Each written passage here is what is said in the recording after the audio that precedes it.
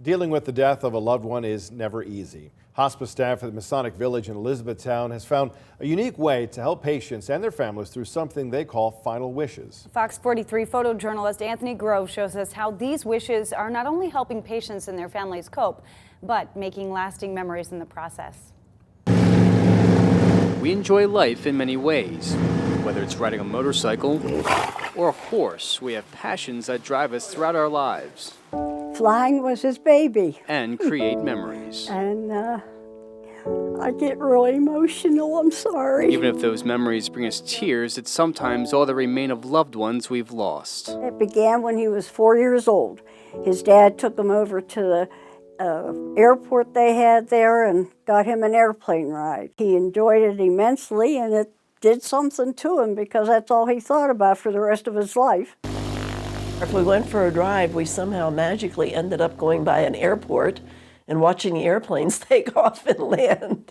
Faye Marvel's husband Bob also shared a love for flying. Of course, he was in the Naval Air Corps when he was in the Navy. That was certainly his first love as far as the various things he did. Both Faye and Bea are residents here at the Masonic Village in Elizabethtown, and both lost their husbands this past year after long battles with illness. The kidney disease went to stage 5, and they recommended we go to hospice because they would help us as that deteriorated, and they were wonderful. We knew what was coming, and hospice has been so wonderful. A lot of people have misconceptions about hospice. They think sometimes that we're just coming in to put in black curtains in the room and we're going to change their life in a negative way, when in reality we come in and we establish relationships in a very short order of time. We learn about what their unique passions were in their life.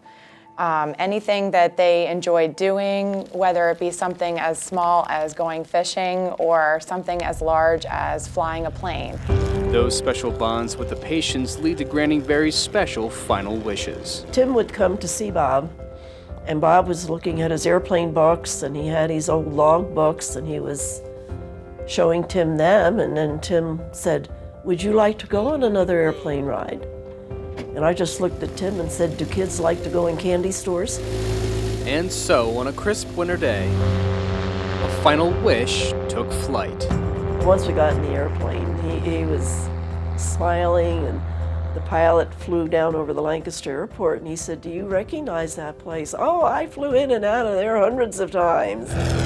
They drove by here a little bit. Since we're so high, I was able to see the airplane, and that was very nice. Final wishes granted to men whose passions brought joy to their lives, even up to their final days. It's wonderful to live your life the way you want to go. When he was 4 years old, to have that passion in him already ready to fly, he wanted to. And he lived it and worked hard at it. And I'm so proud of him.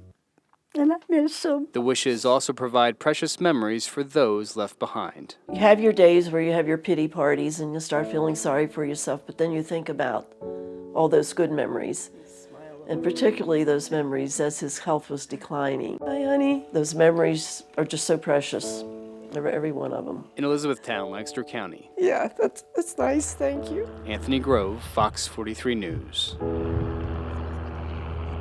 And the Masonic Village has been granting final wishes since 2009. The larger wishes, such as the flights, are all approved through local donations.